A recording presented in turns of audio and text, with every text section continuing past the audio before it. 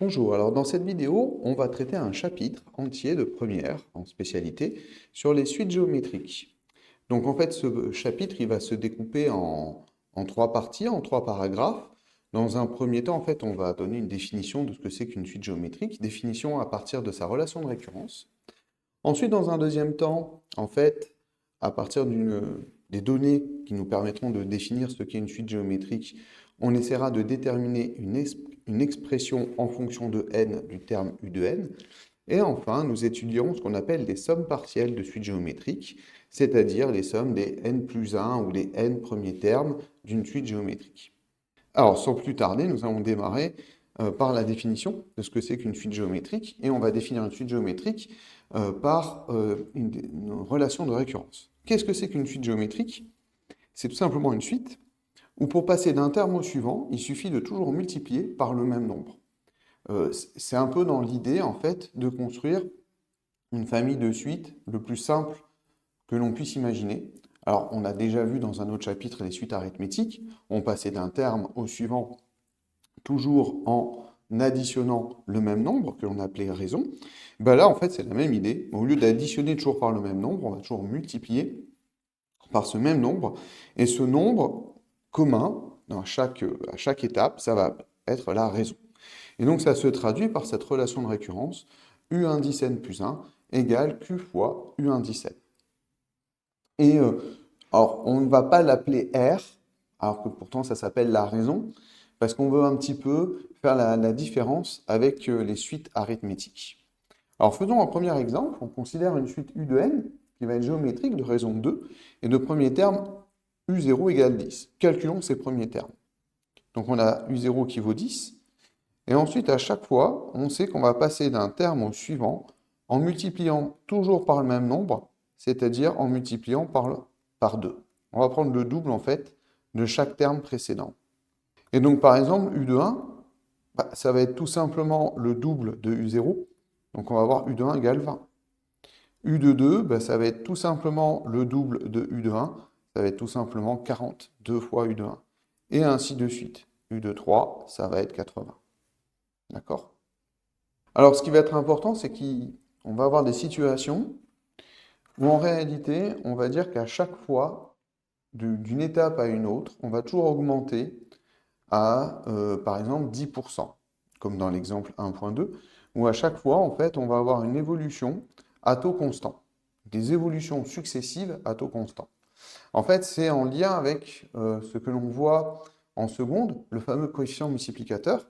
Donc, si par exemple, je commence juste par exemple, d'une valeur U de 0 à une valeur U de 1, en fait, le nombre qui me permet de passer de U0 à U de 1, c'est ce qu'on va appeler le coefficient multiplicateur.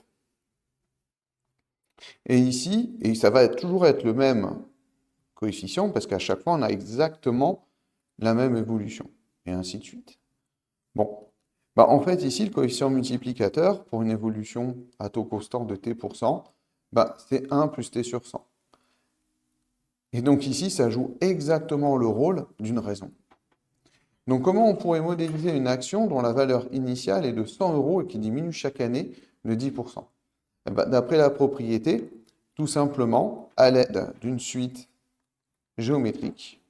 De premier terme, U0 égale 100, puisque c'est le premier terme. Et de raison, tout simplement Q, le coefficient multiplicateur, 1 plus 10 sur 100, c'est-à-dire 1,1. Effectivement, augmenter une valeur de 10%, en fait, c'est prendre cette valeur plus lui ajouter 10% de cette valeur, c'est-à-dire 1/10 de cette valeur. Alors, dans un deuxième temps, notre deuxième paragraphe, c'est maintenant on a une suite géométrique. En gros, pour caractériser une suite géométrique, vous avez besoin de deux informations. Vous avez besoin de la raison, c'est-à-dire pour comment on fait, par quel nombre il faut multiplier d'un terme au suivant. Et puis, en fait, vous avez besoin d'un point de départ, donc d'un terme U0. Et l'idée, c'est comment on fait, en fait, pour calculer U de n directement à partir de U0. Alors, la démonstration, en fait, elle est assez jolie. J'aime bien cette démonstration-là. Parce qu'en fait, elle se fait vraiment en fait, à l'aide d'un diagramme. En fait, on regarde les différentes valeurs, donc U0, U de 1, etc., jusqu'au terme U de n. Et en fait, on s'aperçoit de quoi? En fait, on va compter le nombre d'étapes. Donc à chaque fois, on fait toujours la même opération, on multiplie par la raison. Et qu'est-ce qui se passe au final? Au final, on va essayer en fait de trouver une relation permettant directement de passer du terme U0 au terme U de n. Et en fait, il faut bien comprendre qu'on a n étapes. On a n multiplications par la raison Q. Et donc, en fait, c'est comme si on multipliait par la raison, mais cette fois-ci n fois. En fait, on a n facteurs. Et multiplier n fois par Q, ça revient en fait à multiplier par Q exposant n. Parce que Q exposant n, c'est bien Q fois Q fois Q, n fois. Donc en fait, c'est assez, cette formule, en fait, elle est assez facile à retenir, parce qu'en réalité, c'est ce diagramme qu'il faut avoir en tête. Alors, exemple d'application, on considère une suite qui est géométrique de raison 2 et de premier terme U0 égale à 10. Dans un premier temps, on nous demande d'exprimer U de n en fonction de n. Alors, ça revient tout simplement à utiliser la formule. Donc, U de n, ça va être U0 fois la raison exposant n. Et ici, on a U0 qui nous est donné, qui vaut 10, et on a la raison qui nous est donnée, qui vaut 2. Donc, ça vaut 2 exposant n. Et donc, l'expression, c'est bien 10 fois 2 exposant n. On a bien répondu à la question. Deuxième chose, on nous demande de calculer U de 10 sans calculer tous les termes précédents. En fait, on va utiliser la question 1, parce qu'en fait, U de 10, ça va être tout simplement 10 fois 2 exposant 10. Au lieu de calculer U de 1, U de 2, U de 3, U de 4, enfin de calculer tous les termes précédents, ce qui est non seulement long, mais en plus a le défaut que si vous faites une erreur de calcul, finalement tous les termes suivants vont être faux. En fait, vous pouvez faire directement le calcul. Bon, avec la calculatrice, par exemple, vous trouverez que ça fait 10 240.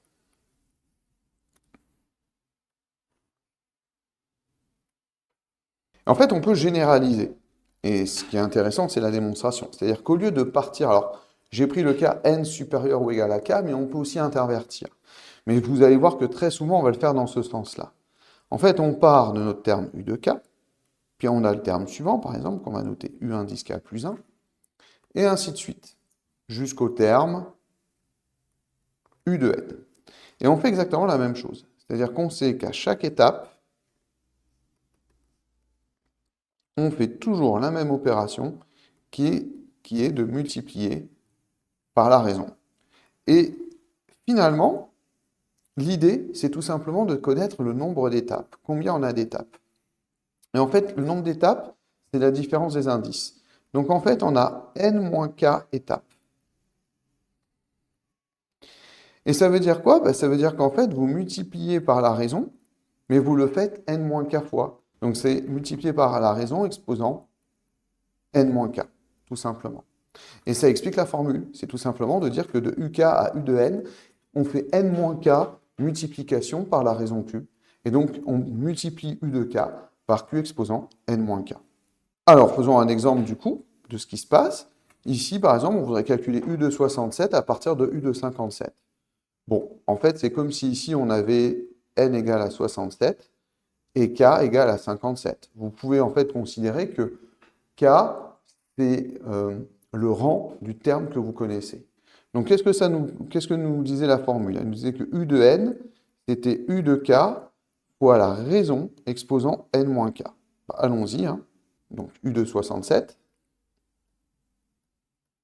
c'est égal à u de k, donc u de 57, que l'on connaît, qui vaut 50, fois la raison, qui vaut 2, exposant la différence des indices. Donc, 67 moins 57. Dit autrement, u de 57, c'est 50. Et 2 exposant 67 moins 57, ça fait 2 exposant 10. Et donc, on obtient 51 200 directement, sans avoir besoin, en fait, de calculer tous les termes intermédiaires. Ça aurait pu être possible d'imaginer de calculer U indice 58, U indice 59, etc. Avec comme défaut majeur que si on avait fait une erreur sur un terme, finalement, tout aurait été faux. Et enfin, comme troisième partie, nous allons en fait regarder comment on calcule des sommes partielles, c'est-à-dire des sommes de termes consécutifs d'une suite géométrique.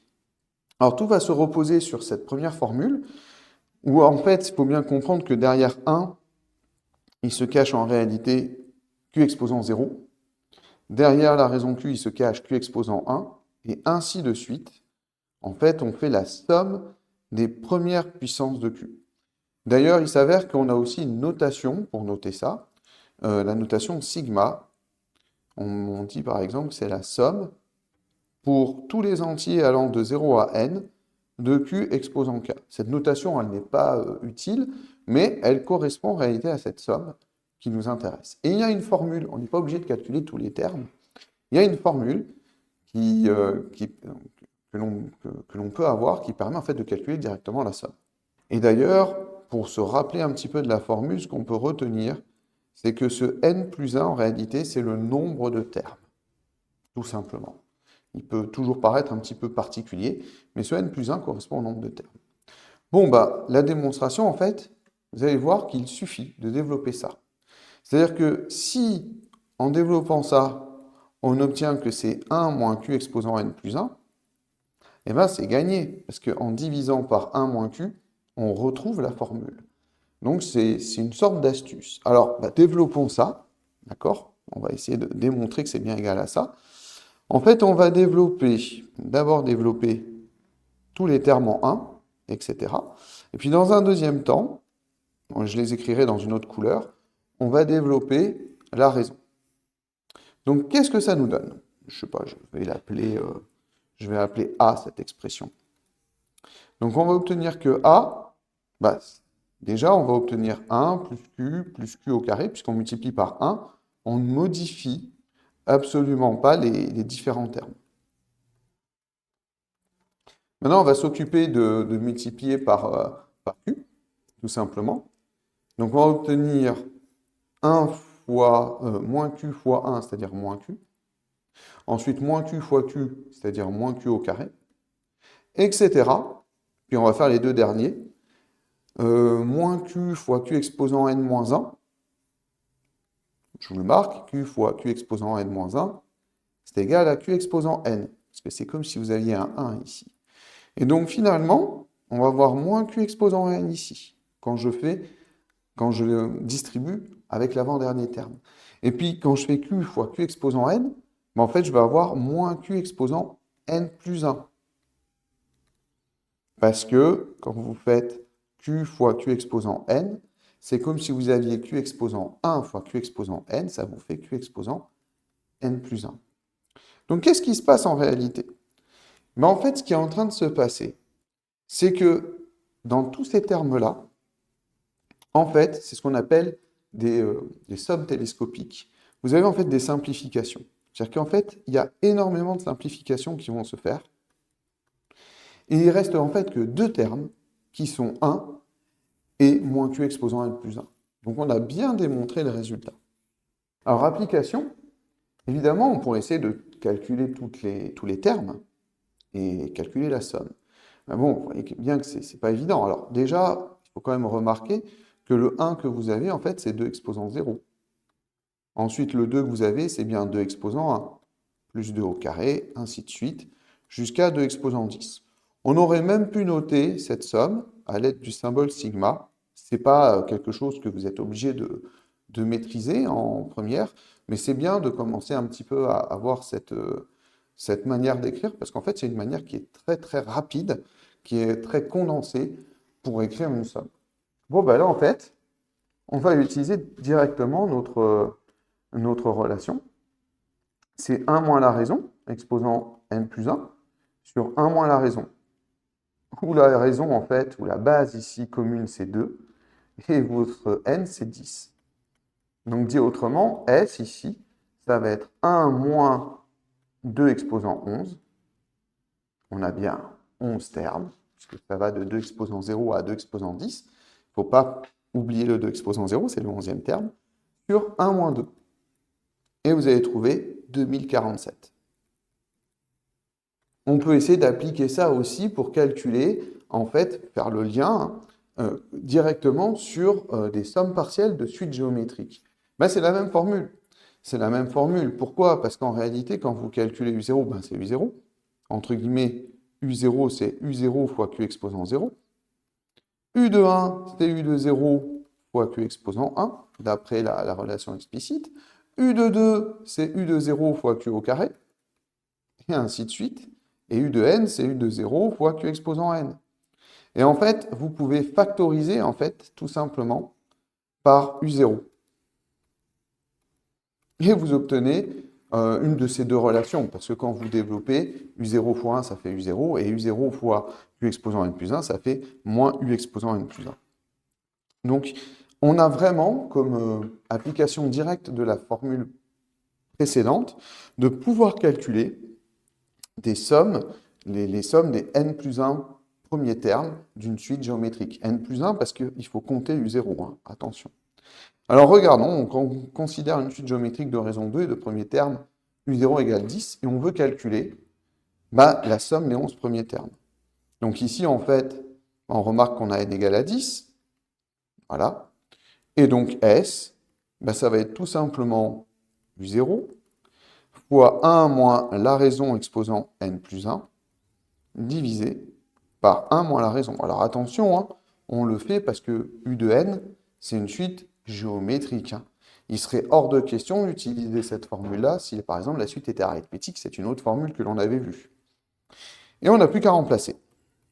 Donc U0 ici, ça vaut 10. La raison, elle vaut 2. N, comme il vaut 10, c'est la même histoire. Le n plus 1, en fait, correspond au nombre de termes que l'on a. Donc ça fait 2 exposant 11, divisé par 1 moins 2. Vous voyez que je n'ai même pas eu besoin, par exemple, de calculer U de 11. Vous pouvez le faire, hein, si vous voulez. Mais en fait, je n'ai même pas besoin de calculer. J'ai juste besoin de connaître le premier terme, de connaître la raison et de connaître le nombre de termes. C'est ce qui va me suffire.